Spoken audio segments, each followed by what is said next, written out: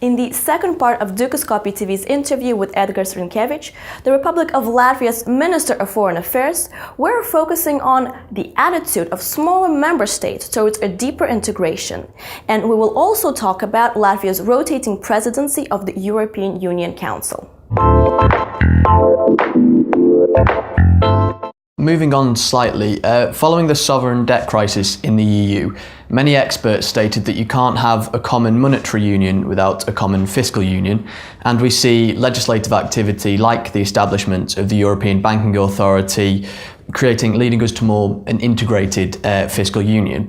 Could you please elaborate on how you feel smaller states would cope with a more deeper integration, considering that they are potentially likely to have a minority status in a federal Europe? I think that Latvia, back in 2008-2009, went through very serious financial crisis. What we have, of course, seen as a lesson learned was that, unfortunately, those mechanisms that were in place to control banks and to have more prudent monetary and fiscal regulations, the absence of those, let's say, mechanisms have created a situation here. Also, of course, in the southern part of European Union, in many countries, I'm not going to list now, we all know who they are, but we also have seen that in today's European Union, and for instance, let's take Latvia, we have a lot of Scandinavian banks, for instance, here. In the current situation, when you have banks that are operating in more than one country, within EU, outside of EU, you need also EU regulatory mechanisms. So from that point of view, we have been always supporting measures that are taken to create banking union, monetary union. When it comes to fiscal union, I have to say that it's going to be much tougher, especially when it comes to two issues. And here public in general have been very skeptical, if not to say quite against those two measures. One is greater responsibility and authority to the Commission and, let's say, so-called Brussels bureaucracy to control budgets of nation states. I think that this proposal, which would be actually in line with fiscal union, wouldn't get support almost in any of EU countries. And we had a debate here, and it was absolutely clear that people still want to have control over money they actually pay to state as taxpayers. So I think that here we should go the way as currently we have been proposed. We get through various mechanisms created by the Commission, also by the Council, we get regular evaluations of our fiscal and economic situation. Every EU country gets that. Recommendations, policy recommendations, and very much we discuss what could be and how could be implemented. And I think that's the right way. You cannot get somebody from outside of the country simply to dictate what you should do. The second issue is, of course, tax harmonization. You know, when we were tackling the crisis back in 2009 and we were in so-called bailout program of IMF and EU, we were required to raise some taxes substantially, value-added tax, income tax, personal income tax, also some other taxes. And of course, we saw that those measures apply to Latvia. Our neighbors, of course, had a bit different tax rates, a little bit actually lower. And of course, then we were rather interested to see more tax harmonization.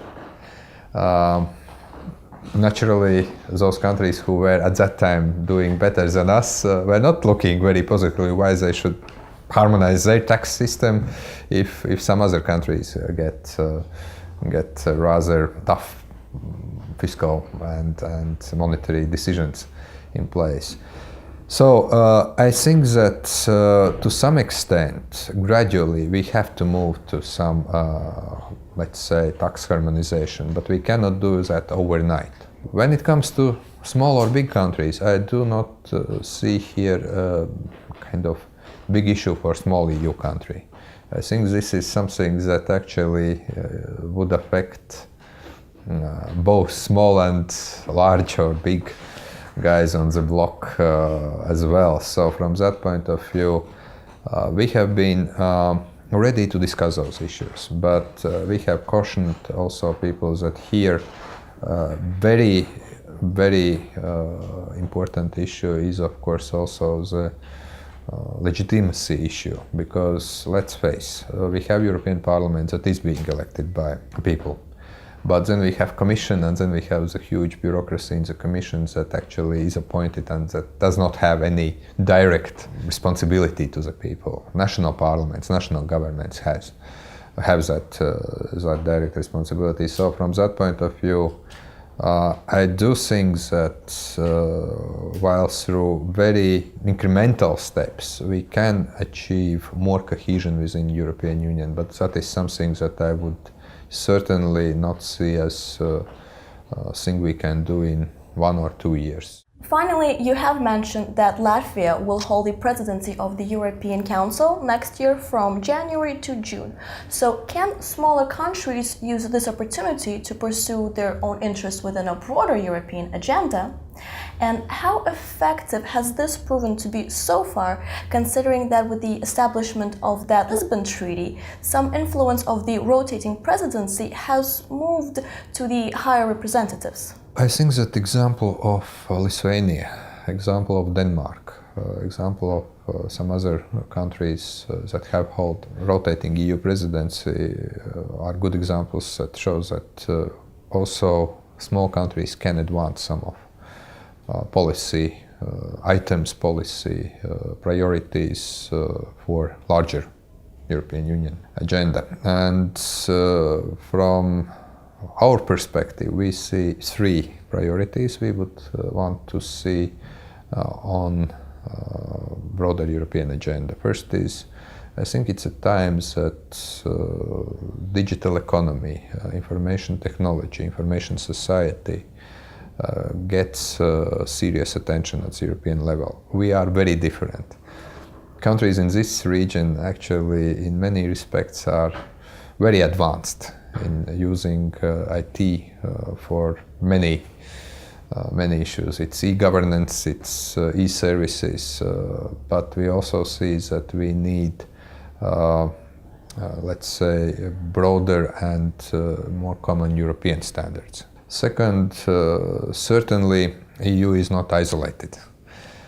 EU is a player at both global and regional scale, and we think that we should continue to strengthen EU's role globally. During our presidency, I cannot promise that, but we will do our best to advance also US-EU free trade agreement, which is currently being considered. I think we have also some free trade agreements with some other major strategic partners like India, like China. We are talking about new agreement which could be initiated, not signed, but negotiations on this agreement would be initiated with Russia on governing also EU-Russia economic relations, broader strategic dialogue. And regionally, of course, we see that so-called Eastern Partnership, things that have been initiated 5 years ago with former Soviet countries like Ukraine, Moldova, Georgia, Armenia, Azerbaijan and Belarus, and pursuing some of closer economic relations, also visa liberalization policies would be of benefit of both of EU and those countries. And we are rather aware that during our presidency, one of hot issues will be Afghanistan and also the whole dialogue between EU and Central Asian states. And that's where we see our possible contribution to the overall EU policy. And finally, of course, all EU presidencies since probably 2008 have been working hard on jobs and growth. And of course, we will continue that work. We will have to address a lot of issues that are already on the table. You mentioned already banking union, You mentioned those measures that should be taken to harmonize more fiscal policies of member states and so on. So we are ready to continue with that. Certainly also at the global level, two issues, climate change and new agreements concerning 2020-2030 treaty on emissions and elimination of emissions will be on the table. We will have to coordinate both EU position as well as actually work as EU presidency with other players within the United Nations. And post-2015 development agenda, which concerns almost every corner of the world, is something that we, together with presidency, which is going to be held by Luxembourg, will be also one of our issues. So, having said that, I can say that indeed the role of presidency has changed to some extent since Lisbon Treaty, but the role is as important as it used to be, let's say, in 1990s. Well, that was Edgars Rinkevics, the Republic of Latvia's Minister of Foreign Affairs, discussing the importance of smaller states in the European Union. For more exclusive interviews and top headlines, stay tuned to Dukascopy TV.